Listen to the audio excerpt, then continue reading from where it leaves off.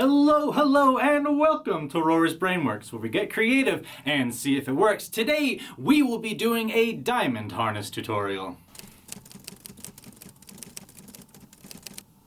You would think so, but there are big differences between the diamond harness and the Hitch Karada, of which I will show you later.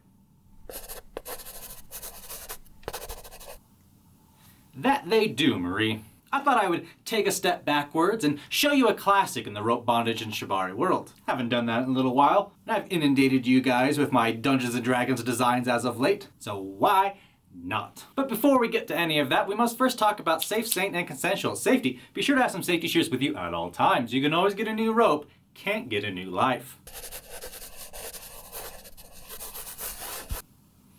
And consensual. Me, Marie, and Crochet Rory are all consenting adults. Communication is key. Now, before we take a deep dive into this lovely tutorial, we must first thank my sponsor, Knothead Nylon. Knothead Nylon is the destination for all your premium nylon rope bondage needs. Easy to clean, water resistant, up to 1,100 pounds of weight load, and in a wide array of beautiful, vibrant colors, Knothead Nylon will slake your rope desires. At checkout, put in discount code RORY10 for 10% off.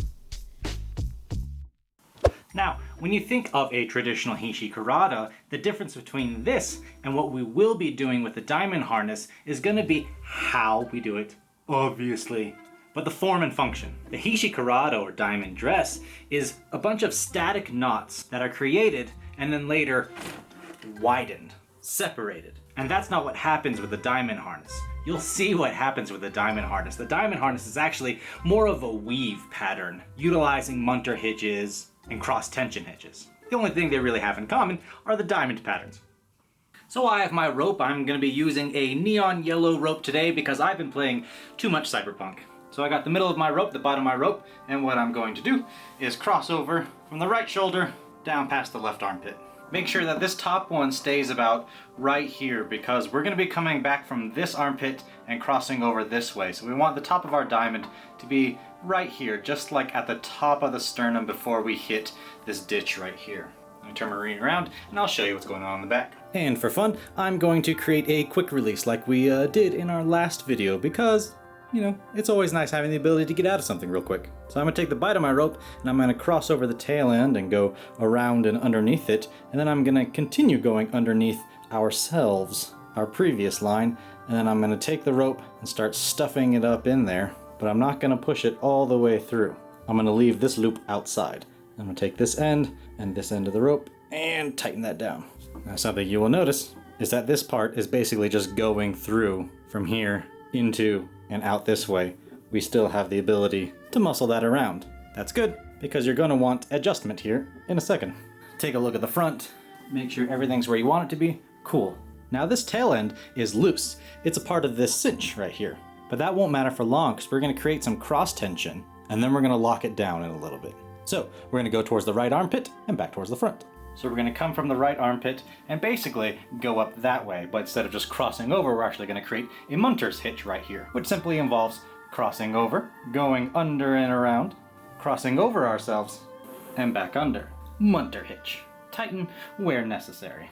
And then we're just going to do the same thing that we did over here, cross over around the neck, and we're going to go back down. Once I come over the shoulder, I'm going to go over this one because it's up and this one is depressed. What do we do with our depressed friends? We uplift them. So we're going to go underneath it so that's lifted up a bit. Then we're going to pull this way. That's going to create the necessary cross tension to make sure that this cinch does not come undone. Then I'm going to grab this right here. I'm going to try and get my quick release out of the way. I'm going to cross over both of these and beneath them. Then I'm going to loosen it up and come through here, essentially creating a cross hitch or a half hitch.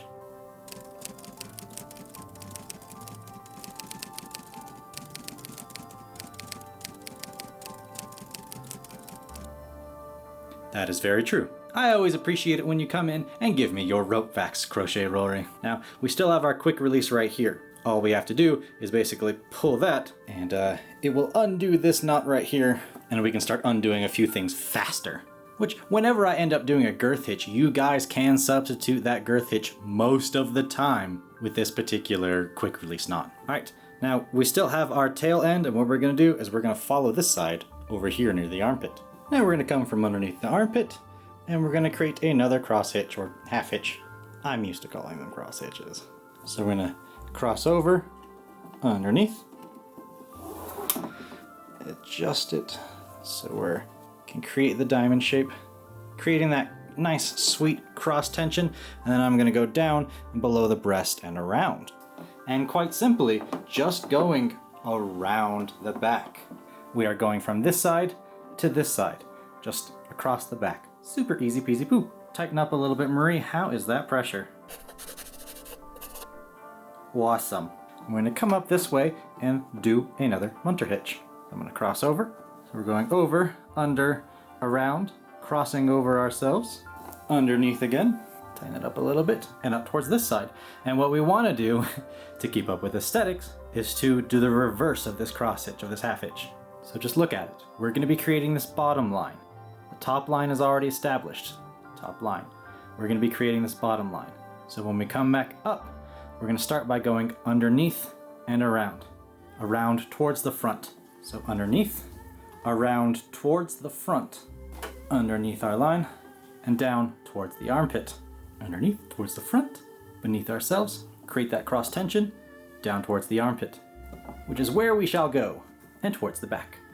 And what I'm going to do is I'm going to move my quick release over here a little bit. Now I'm going to cross over these two lines, and beneath, and then back up here, go over these two lines, and beneath, creating some X friction in order to keep that all in place. Now we're going to go down here, and I will see that I have enough rope to make it towards the front, but that would mean that I have ends of the rope in the front, which for me will gonna mess up the aesthetic a little bit. It's gonna get a little bit bulky, so I'm actually just gonna end this rope right here. I'm gonna go over it, underneath and around. Then I'm gonna cross over myself, underneath and up. I'm gonna pull out this loop a little bit and stick my ends through. That is an upside down clove hitch. Sweet, sweet clove hitch. And I'm just gonna end that there and attach the other rope. So I got the bite of my other rope. I'm just going to stuff it underneath and create a girth hitch by pulling the rope through there. Sweet, sweet girth hitch. I knew we would do one eventually. We're gonna tighten that down, and then we're gonna follow that rope towards the front. Now, once we come around, I imagine you can see the pattern, because now we're just gonna replicate what we did right here.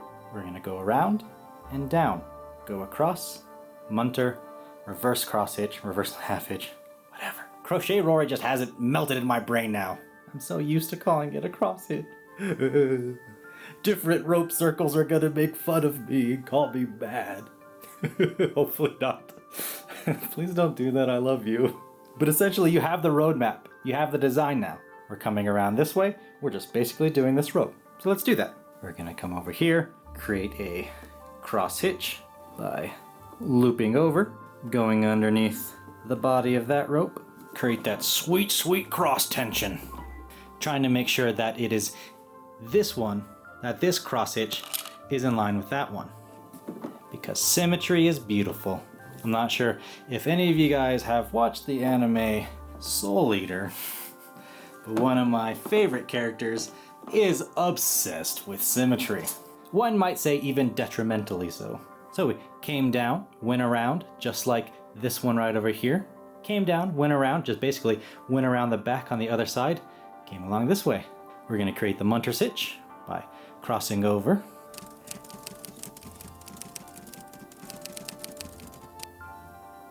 I did know that. Now you're gonna make me weirdly paranoid about saying other such hitch names. You know, sometimes his knowledge can be a nuisance. So once we've crossed over and underneath, we're gonna cross over ourselves underneath there. I'm gonna tighten that a bit. Up towards this area, being sure to keep in line with my previous half hitch. Gonna do the reverse one. So we're gonna go underneath, cross over frontwise, beneath our line, create that sweet, sweet cross tension. And then we're gonna follow that rope towards the back. We shall come around, go over these two, come back around, cross over these two, which is a repeat of what we had done just a little bit ahead. And we're gonna go over this rope right here, back around, and follow towards it. I mean, ostensibly, you can continue doing this pattern until either you run out of rope, hit the ground, or just when you want to stop. You're all smart cookies. I believe in your ability to add your own flair to it. Make it wonderful. As you are all wonderful. I'll probably finish this one up. I'll show you an end to it in the back. You're all wonderful people. You're all my kind of people. Okay. Beneath and cross over. Beneath and cross over. Create a bit of a clove hitch there.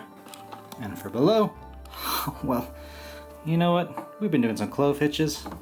I like doing them underneath, cross over, underneath. Utilize this little loop. Got these two little tails down here that you can do really whatever you want with. Finish them off with a braid or what have you. Or just tie them together. Square knot it. That one's actually a square knot. And there we have it. A diamond harness. A classic. It's fun and teaches you a lot about munter hitches and half hitches, huh? But wait, there's more. That's right, you didn't think I was gonna give you this tutorial without giving you homework, did you? Ah ha ha ha. Cause I have put my own flair, my own take on the diamond harness. So descend with me into what I have created. I want you to replicate it. I want you to do as I have done. Take the lessons I have taught you well and apply them. I believe in you.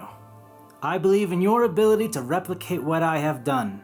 There are some aspects that might seem intimidating, but you can do it. I know you can do it. Go forth and conquer. Well, hey! I hope you had as much fun learning from that tutorial as I did teaching it to you.